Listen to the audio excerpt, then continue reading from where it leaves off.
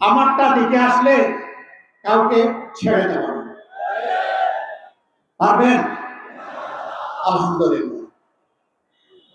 এমন বাংলাদেশ আমরা করতে চাই যেখানে শিশুটি জন্ম নেওয়ার পরে সে তার 3টি অধিকার সাথে সাথে পেয়ে যাবে।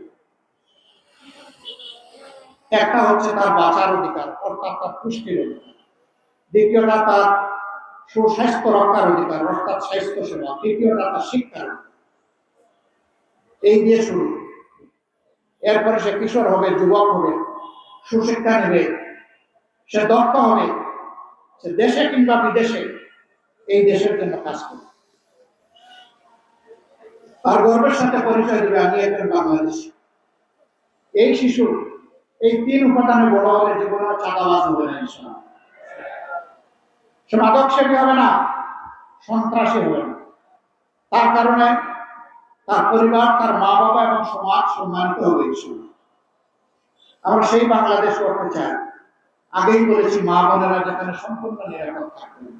আমরা ওই বাংলাদেশ করতে চাই যেই বাংলাদেশের শিক্ষা প্রতিষ্ঠানে আর কোনো গণরূপ তৈরি হবে না, আর কোনো মায়ের সন্তানকে জীবন দিতে হবে না, আর কোনো রক্ত ঝরবে না। সেখানে চলবে জ্ঞান এবং প্রজ্ঞার প্রতিযোগিতা, গবেষণার প্রতিযোগিতা।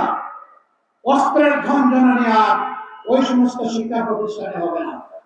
আমাদেরকে মানুষ জিজ্ঞেস করে, আপনারা যদি একটা বাংলাদেশ সরকার গঠন করার সুযোগ পান, দেশটি কেমন হবে? আমি বলি, আজকের ঢাকা বিশ্ববিদ্যালয় যেমন হয়েছে তার চেয়ে ভালো হবে। ঢাকা বিশ্ববিদ্যালয় কাজ শুরু করেছে 6 মাস হয়নি। জনগণ যদি আমাদেরকে আল্লাহর মেহরবানিতে ম্যান্ডেট দেয়, আমরা 5 বছর, ওরা 1 বছরের জন্য নির্বাচিত হয়েছে, আমরা শুধু পাবো 5 বছর। সেই 5 বছর আমরা দেশের জনগণকে সাথে নিয়ে জনগণের জন্য জনবান্ধব বাংলাদেশ গড়ে তুলব। আজ ঢাকা বিশ্ববিদ্যালয়ে মাদক সেবী নাই, বখাটে নাই, গুন্ডা পান্ডা নাই, বাইরের সন্ত্রাসীদের প্রবেশ নাই। আজকে সেখানে আছে সুস্থ পরিবেশ আর শিক্ষার প্রতিযোগিতা।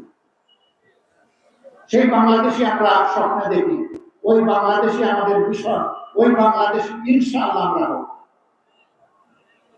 সম্মানিত দেশবাসী, আমরা ওই বাংলাদেশটা করতে চাই যেখানে বিচার অর্থের বিনিময়ে কেনা যায় না, যেখানে বিচার গরিব, ধনী, শিক্ষিত, স্বল্প শিক্ষিত কিংবা শিক্ষার আলো বঞ্চিত সকলের জন্য সমান। ওই বাংলাদেশকে আমরা চাই যেখানে ধর্মে ধর্মে আর কোন সংঘাত হবে না, বরঞ্চ একই বাগানের বিভিন্ন জাতের গাছ হিসাবে আমরা পরস্পর সহাবস্থান করব, সম্মান এবং ভালোবাসা দিয়ে। সেই বাংলাদেশ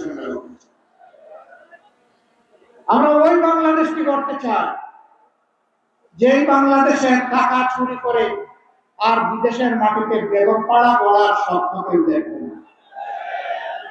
বেগমপাড়ার চোরদেরকে ধরে এনে বাংলাদেশে শাস্তি দেওয়া হবে, ওই বাংলাদেশ আমরা। প্রিয় দেশবাসী, আমরা আপনাদেরকে অনেক কোনো আশ্বাস দেব না, আমরা ওই দিব, এই দিব, বিশেষ কোনো সুবিধা দিব, এটা বলার কোনো অধিকার আমাদের নাই। আমরা কে? আমার বাপের সম্পত্তি দিব আপনাকে দয়া করে? আমরা তো জনগণের সম্পদের পাহারাদার, চৌকিদার, জনগণের সম্পদের আমানত।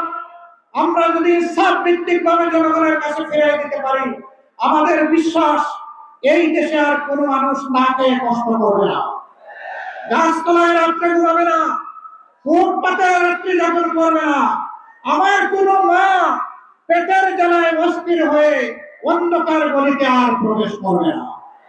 এটা জাতীয় লজ্জা। যেই জাতি তার মাদেরকে সম্মানের সাথে সম্ভাষণ পুনর্বাসন করতে পারেন না, এটি একটি কলঙ্কিত ব্যর্থ জাতি। আমরা আর ব্যর্থ হতে চাই না। আমরা এখন আলোর দরজা খুলতে চাই, আলোকিত বাংলাদেশ করতে চাই।